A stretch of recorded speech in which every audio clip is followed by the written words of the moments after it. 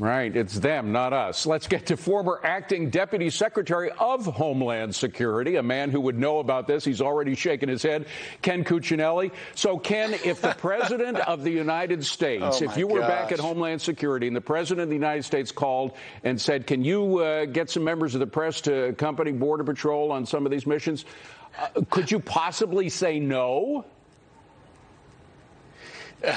No, not really, unless there was some operational reason to do so. But, I mean, this is consistent with other things. Jen Psaki is, I mean, I hate to say it about her, but she's just lying from the podium in the White House. Well, specifically tell us why, because that's quite a charge. Sure. Well, but, I mean, you just said it yourself. The Department of Homeland Security implements the president's policy, and she's in charge of communications for the executive branch. So it is absolutely. Can you imagine if we for 2 months, didn't let the press into our facilities? Can you imagine what that press room would have been like every day? It would have been a madhouse. A madhouse. And yet they're supine, little docile, Biden-supporting, press officials who just sit back and do nothing. But even they're getting a little bit fed up with it. But what Jen just said is an absolute falsehood. She absolutely can grant that access. They've decided that they don't want to, and so they create this bureaucratic runaround. And it's, that's not a new tactic.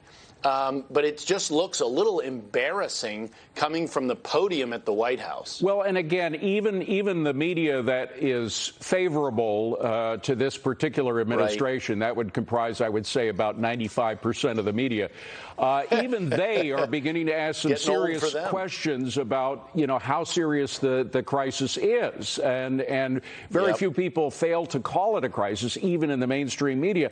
I'm just wondering, why do you think Democrats are willing to absorb the political pushback of this crisis down at the border? What is in it for them? Sure.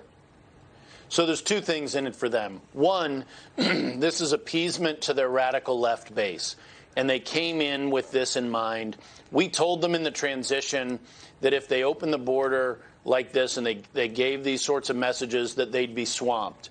So this is not only predictable, it was predicted. We told them it would happen. And they knew it. They had a system in place that we had built. They systematically, in a matter of weeks, destroyed it. So, we were just talking about Jen Psaki. She says, we inherited a broken system. That is exactly the opposite. They inherited a system with lots of pieces in place to deal with illegal immigration, and they ripped every single one of them out. They destroyed them. It's easy to destroy. It is hard to build. It took years to put all that in place. It was effective, and they've destroyed it in a matter of weeks, and the consequence is a flooded border. That's point one. Point two, they want all of these people coming over the border so that they can give them amnesty in these amnesty bills. It'll be sad to see any Republicans cooperating in that, but I think your reporter, Chad's probably right. There'll be some of those. They also, in the voting bill, the Corrupt Politicians Act, H.R. 1, they're going to register them all to vote as they go get services in states by mandating that every state agency of every state has to register these people to vote.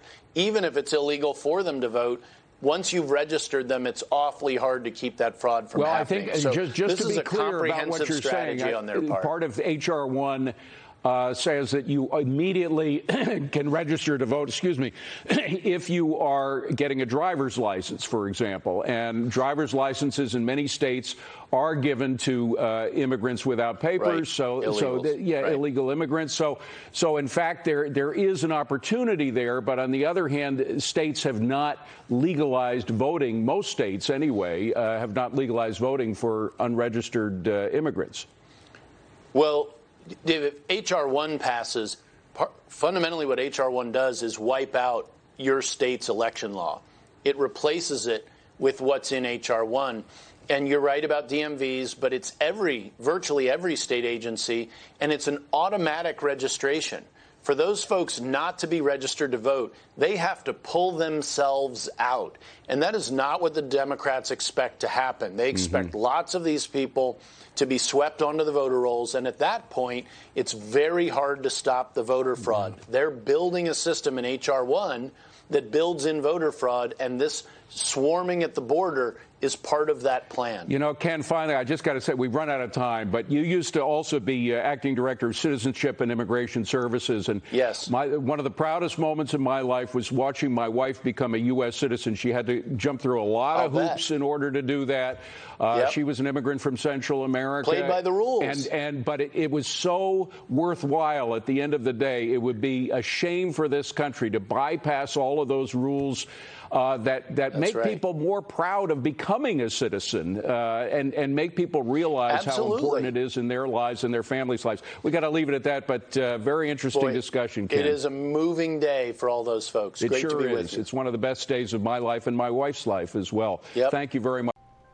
Thanks for watching the Heritage Foundation's YouTube channel. With more than 500,000 members, we are the nation's largest conservative research and education institution.